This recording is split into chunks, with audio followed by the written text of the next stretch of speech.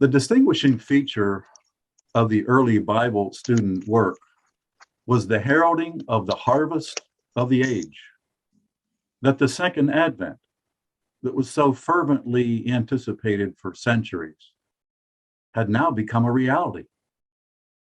Bible students at the end of the 1800s were convinced that Pastor Charles Russell was dispensing the Lord's truth and not man's.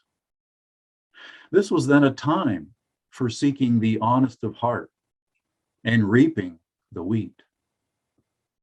Well, a lot of time has passed since then, and the tendency with some in this late stage of the harvest period is to lose the zeal of the early harvest and to perhaps feel that the reaping work is over. Some, not having experienced any personal persecution from their community over doctrinal issues, may even conclude that there is no need to carry on the activities of the past because there are now more tolerant attitudes in the churches, and that it is time to bury the past conflict with them. Has our Lord, our returned Lord, finished the work on this side of the veil of gathering his jewels? Well, evidence from some of the Bible student activities around the globe would suggest differently. That the Lord of the harvest is still hard at work in completing the body. And he is using the remaining members, you and me, in witnessing with his sickle of truth, the harvest message. Brethren, those who are awake to world events and social attitudes still proclaim that the time is short, that there is still a great separating work to do, and the culmination of this age and the ushering in of the peaceful kingdom depends on completing the church. We hope that this presentation will convey the loyalty and the zeal of Bible students in the pastor's day, and will encourage and reinvigorate you and me and all of us to the same level of excitement and dedication as fellow reapers. This is how some of the brethren traveled to local conventions and meetings. Here we have a few of the Kramer Bible student ancestors. Not all of them. They're not all Kramers. This is what some of the brethren sounded like.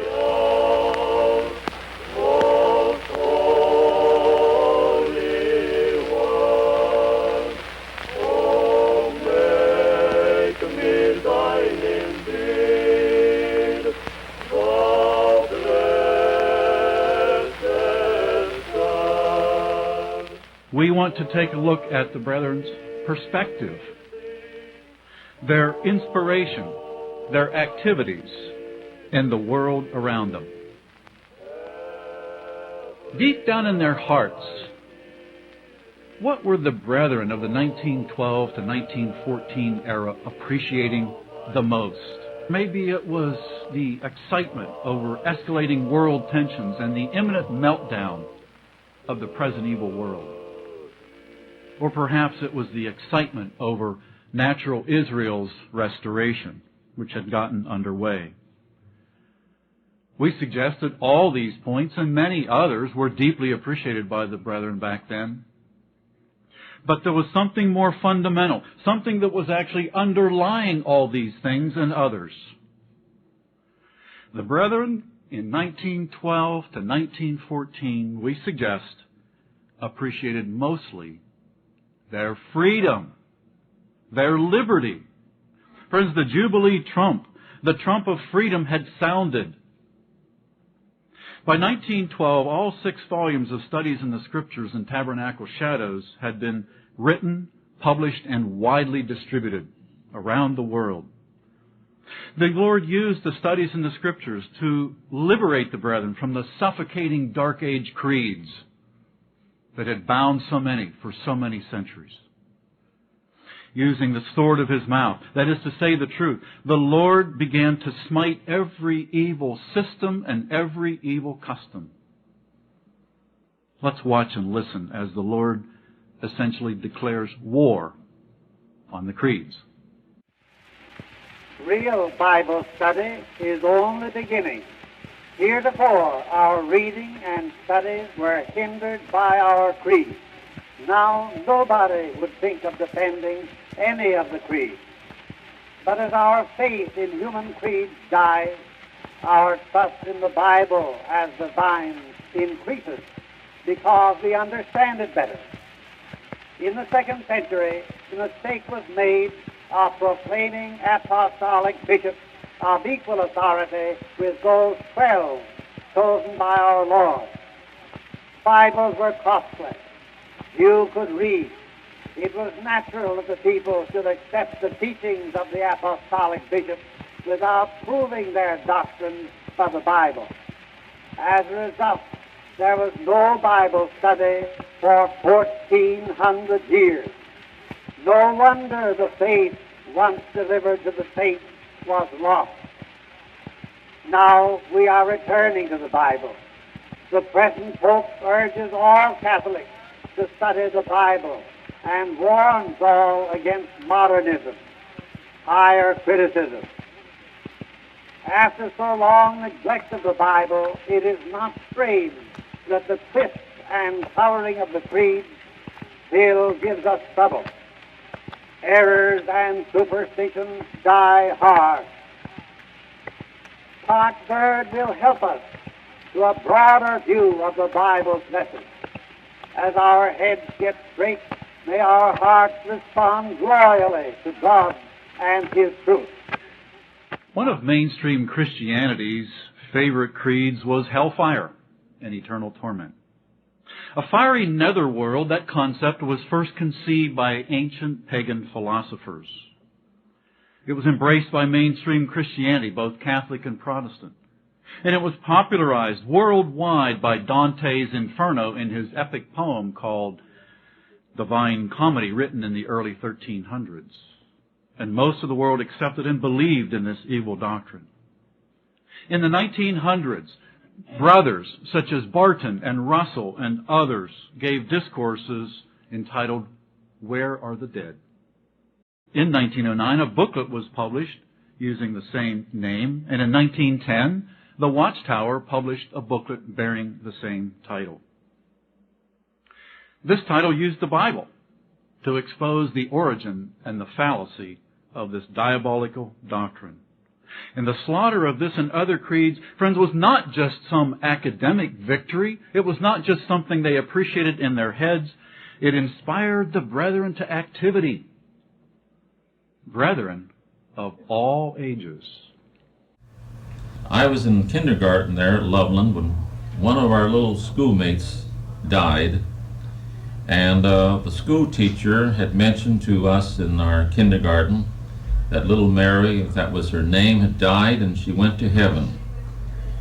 So I went home and told Mother, I says, you know, this little girl died and the school teacher said she went to heaven.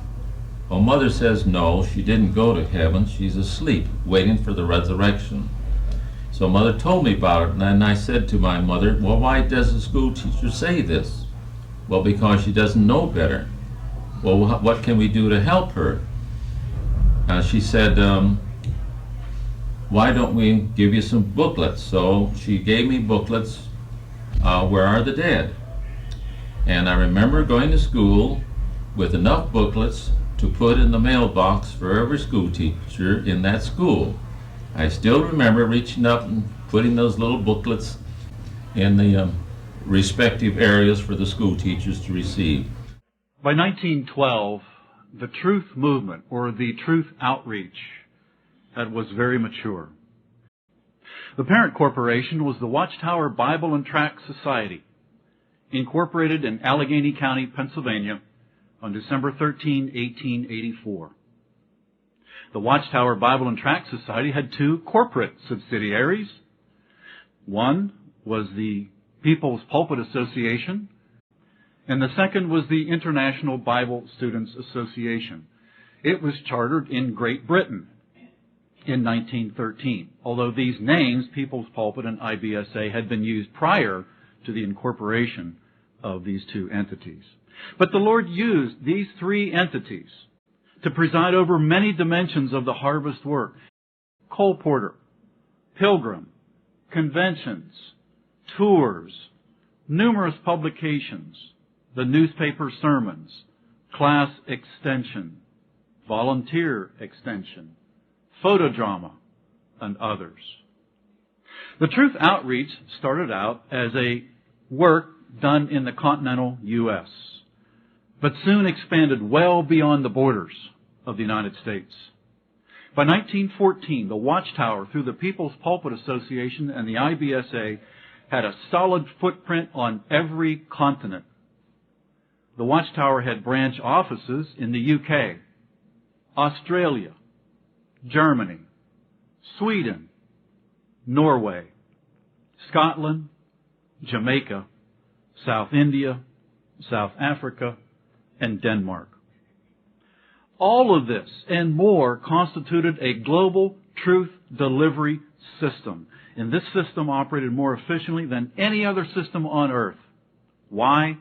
Because the Lord staffed this entire system with volunteers. Volunteers who had a passion for what they believed and had a passion for wanting to share it worldwide. Time and space today permit us only to look at a small slice of these activities, this one-of-a-kind system. In April of 1881, the Lord, through the Watchtower, proposed the idea of truth colporters. Ordinary brethren going door to door looking for hungry sheep. One-on-one witnessing of the truth to those having hearing ears. A colporter is generally defined as a peddler of religious books. But the truth colporter was more than just a peddler of religious books. The truth colporter did two things. First of all, the colporters gave an absolutely 100% free tract to every person that they called on. And second, for those who were more interested, the colporters offered for sale publications that were offered through the Watchtower, such as Bibles, Watchtower subscriptions, studies in the Scriptures, and other truth materials. Colporters were to be self-supporting purveyors of the truth. No stipend, no salary. They kept only enough of the sale proceeds to defray their out-of-pocket living expenses. The rest, if there was left over, went back to the Watchtower office to be used elsewise. The colportering quickly became, and it remained, the engine. It was the driving force. It was the locomotive that pulled along the global truth delivery train. In 1914, 47 million tracts were given out in the United States. Many, not all, but many of these were given out by the colporters. 47 million tracts for the year computes to 128,000 tracts given out every day, 365 days.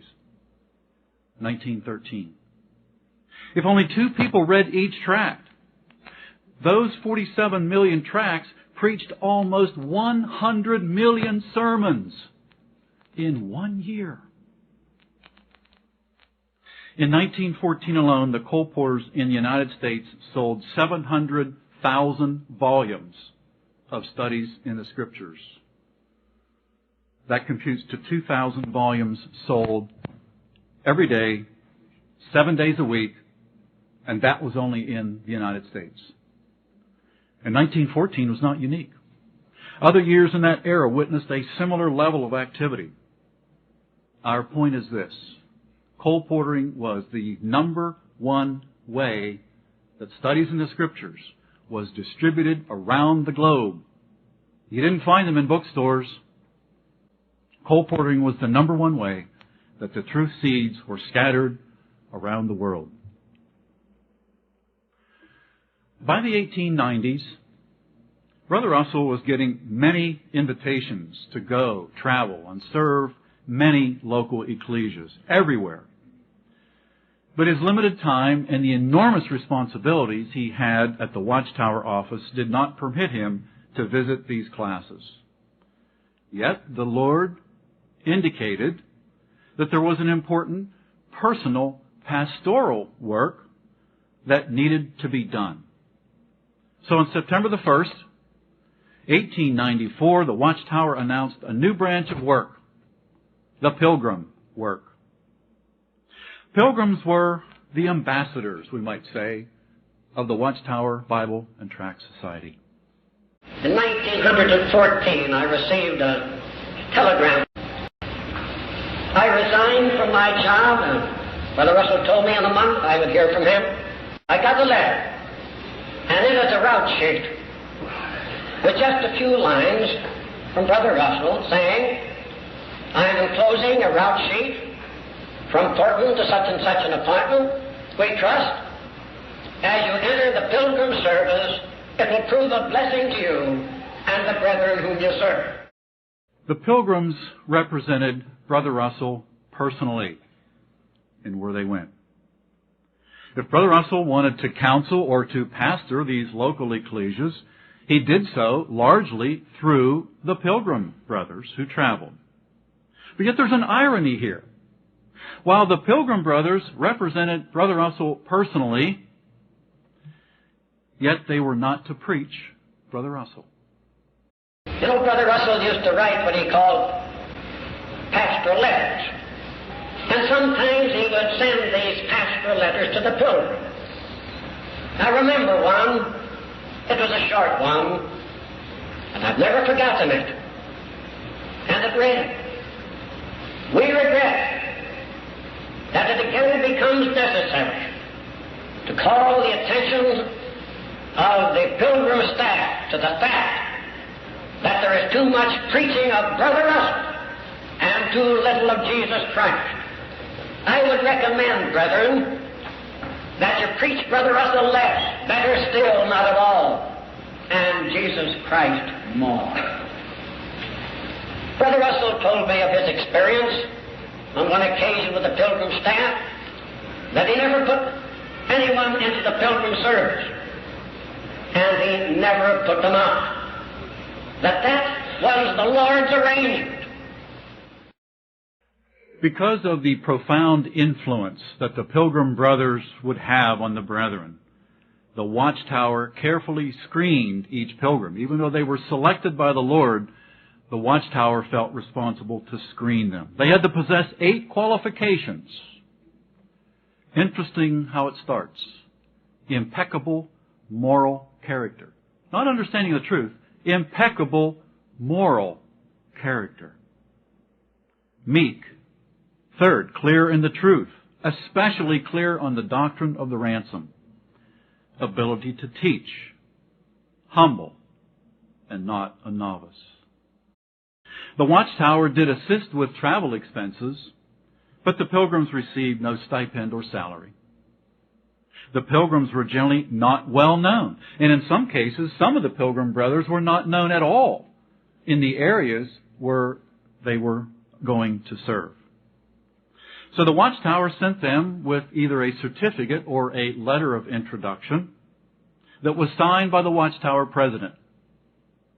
This letter also served as a commendation or as an endorsement, if you will.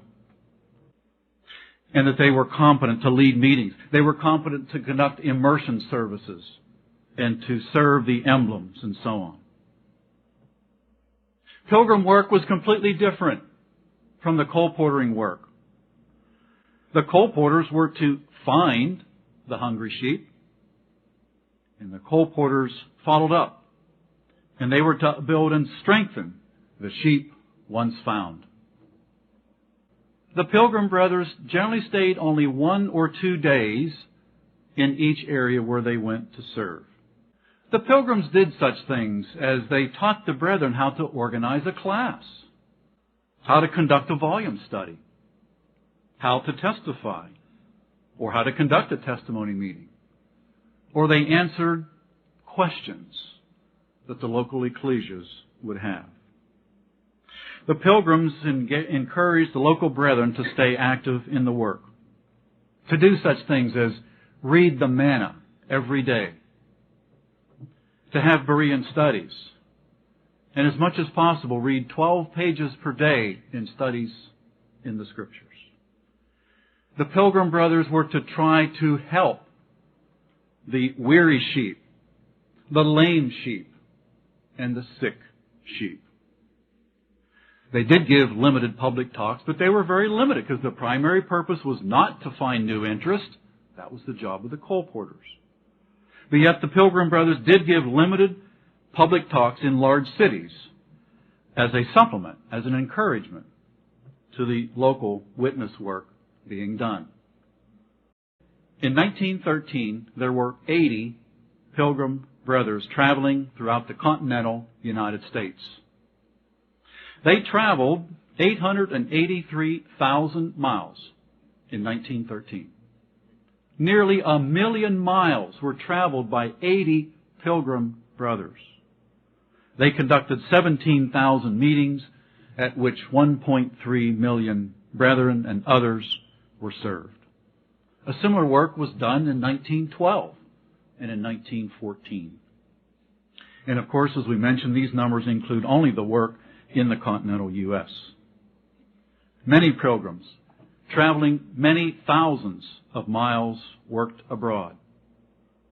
We have these brethren, many of us have these brethren to thank for the existence of our ecclesias. Commercial radio broadcasting in the early 1900s was only in its infancy. By contrast to the radio business, the newspaper business was mature. The Lord well knew the power of the press, and He caused the brethren of this era to take full advantage. By 1904, only three significant or large newspapers were publishing Brother Russell's sermons. In 1912, a little over 1,000 newspapers in the United States and in Great Britain published Brother Russell's sermons weekly. Brother Russell would deliver a sermon. For example, the sermon that he gave concerning Armageddon that he delivered at the Brooklyn Academy of Music on November the 3rd, 1912. Newspaper reporters would be there, and they would report on this discourse, and they would in turn provide it to their newspaper syndicates to distribute to each of the individual papers. At this time, there were 1,500 newspaper editors in many countries that were supporting the newspaper sermon work. By 1913, 2,000 newspapers spread across every continent published the sermons. These sermons were translated into over 30 different languages. They reached 15 million readers every week. The press dubbed Brother Russell as the world's ubiquitous preacher. Ubiquitous, I had to look that up. It means everywhere. And 4,000 newspapers worldwide reported on truth activity which went beyond just publishing the sermons. Best of all, the Watchtower Bible and Tract Society paid nothing to the newspapers to report on the activities and to publish the sermons. The sermons and the truth reports were not advertising. They were news. And they were delivered as such. No religious outreach had ever been accorded such attention. The popularity of the sermons with the press was unprecedented. But why? Why did the newspaper sermons resonate so deeply and broadly with the newspapers and with their millions of readers? Many people began to reject denominationalism. There was a great falling away from the churches. Most of the ministers were preaching evolution. They were preaching higher criticism. They were preaching unbelief in the Bible. They could see that the minister's message was at odds with the Bible, and many no longer wanted to hear this kind of a message, this anti-Bible rhetoric. Instead, the people wanted the Bible. The denominational pulpit had lost its power with the people. The independents became the big congregation. The Lord raised up Brother Russell as an independent. He rejected the creeds. He rejected the anti-Bible rhetoric. His message was different. It asserted a solid belief in the Bible. And this message appealed to the common man. It appealed to the Christian. It appealed to the Jew. It even appealed to the honest-hearted skeptic. He was affectionately styled the people's favorite preacher. The truth message was the perfect fit for the press. Every week, newspapers published the truth to their millions of readers. For many, the newspaper sermons were the only sermons that many of these people heard because they had left the churches. Now, as expected, the churches opposed the newspaper ministry, but the Watchtower was undaunted. They steadfastly encouraged the brethren to write to the editors of your local newspapers, brethren everywhere. Encourage the editors to continue publishing the sermons despite the opposition, and faithfully subscribe to the papers publishing the sermons to support them. Zion's Watchtower was essentially a newspaper, or perhaps today we would call it a news magazine, a religious news magazine. But the Watchtower, the Zion's Watchtower, never had more than about 45,000 subscribers at any one time throughout its history. Interestingly enough, the Lord used secular newspapers to preach the truth in over 30 languages to a global audience. In September of 1911, the IBSA sponsored a 10-day convention in Mountain Lake Park, Maryland.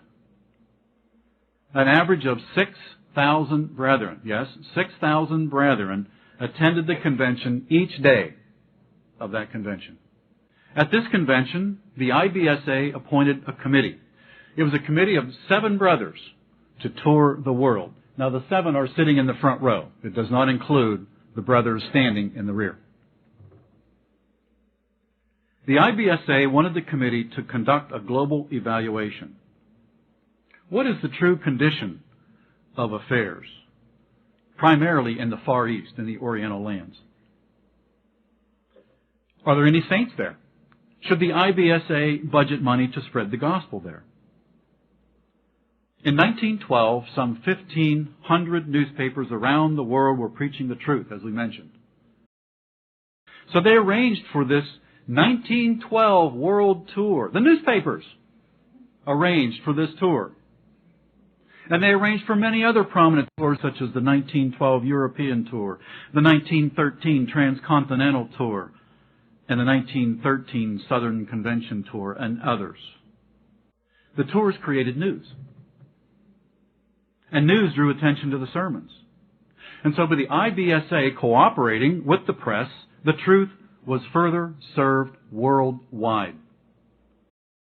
Stops were made in Hawaii, Japan, China, Malaysia, India, Egypt, Greece, Italy, France, England, and of course then back to New York. So this tour went westward all the way around the circumference of the globe. Part of the tour included the IBSA brethren, the committee, visiting the Great Pyramid. The uniqueness of the Great Pyramid was of interest to the world. It was of interest to the newspapers. And again, the press wanted the IBSA's thoughts on the Great Pyramid to in turn share with the millions of newspaper readers. After arriving home, the committee reported that the people of the Orient are not heathen savages. You see, that was a misconception at that time. Few Christians dwell there, reported the committee, because there's so much religious darkness in many of the lands that they visited. Yet the truth message that was delivered during the tour was well received and should be continued. So the IBSA arranged for free literature to be published in the principal languages and distributed in India, China, and Japan. So with this trip, more global attention was brought to the truth. And the IBSA served the world by helping to correct misconceptions about Orientals. Silent movies had become quite popular in the early 1900s. And so the Lord quickly capitalized on the people's newly found interest. And on January 11, 1914, the photodrama debuted in a first-class theater in New York City. The photodrama of creation is presented by the IBSA, the International Bible Students Association. Its aim is public instruction along religio-scientific lines and in defense of the Bible as the inspired Word of God.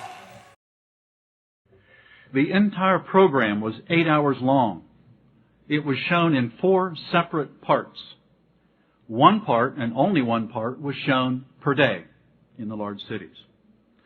Now the format of the photodrama was twofold.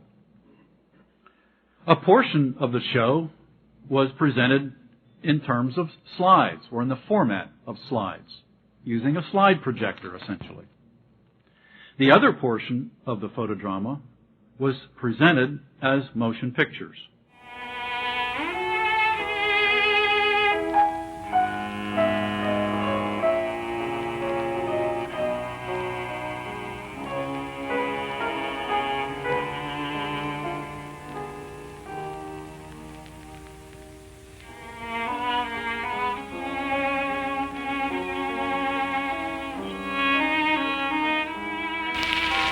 Nebuchadnezzar's dream interpreted.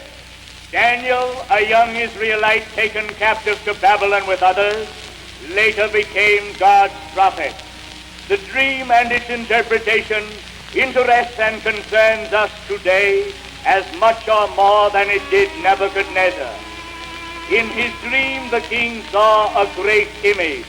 Its head was gold, its breast and arms silver, its belly and sides brass, its legs iron, and its feet.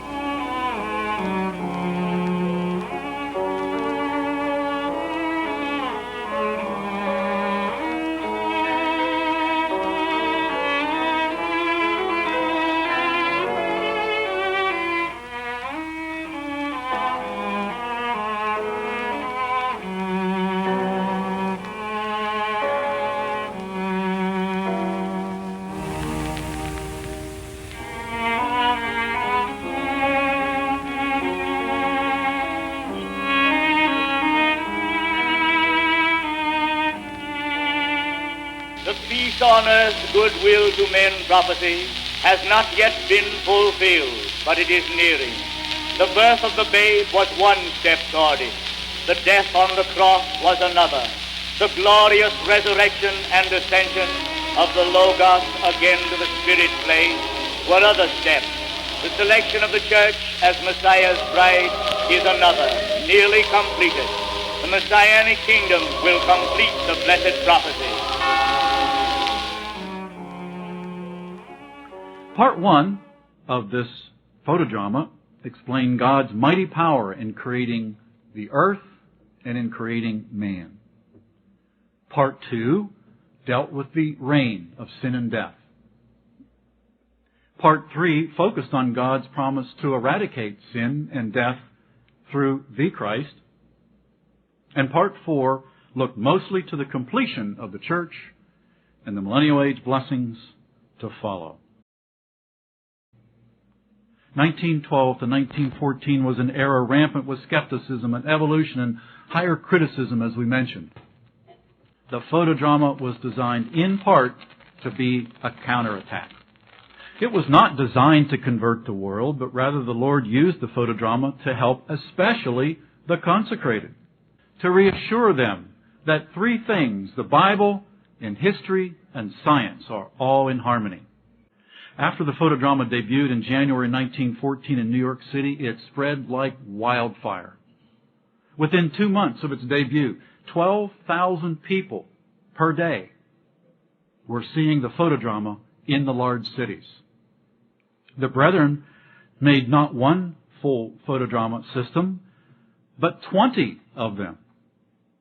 20 teams of Brethren would move around from city to city, rotating the photodrama equipment. Remember, it's only one part per day. At its height, the photodrama was shown in 60 to 80 large cities every day. And anywhere between 100 and 3,000 people showed up at every showing. But the demand for the photodrama kept increasing. So a truncated or an abbreviated version called the Eureka drama was designed for rural areas. And where there was no electricity in these rural areas, and oftentimes at that time there were not, interestingly enough, acetylene gas from an automobile gas tank was used to fuel a burner that illuminated the slides. The Brethren were very creative. But the demand increased yet further. Even the Eureka drama didn't satisfy the demand. And a further truncated version of the photodrama was created called the family drama. And it was developed for home use. You can invite your neighbor over and listen to the photodrama. Meanwhile, the demand to show the photodrama overseas steadily increased. The photodrama was eventually translated into Spanish, Italian, Greek, Polish, Armenian, French, German, Finnish, and Swedish. At every showing, seats were free. No collection was taken, and free literature was passed out. One of the free handouts was called the scenario, and it essentially was a printed summary of the photodrama. We exhort you to study the free scenario, the printed copy of this lecture. Turn up its Bible references at home with your family. The story will double your interest in the things of God, your desire to serve Him, and to do good to all men. One of the most unique features of all the things we could mention, one of the most unique features that appealed to our minds is that this work of this era was not about just one man. The truth outreach of that era had a place for everyone who wanted to serve. The Lord reserved a place for every single heart that wanted to serve. We leave you now, friends, with some wonderful admonitions from one of the Lord's saints of the 1912-1914 era. Looking back over a century, my advice to anybody younger is to fill their minds with the good things of the truth, because they are going to need them when eyesight goes and health goes. Dear brethren, I urge you to use your time, talent, privileges, and opportunities so you can look back with joy and not with regret. God be with you till we meet again.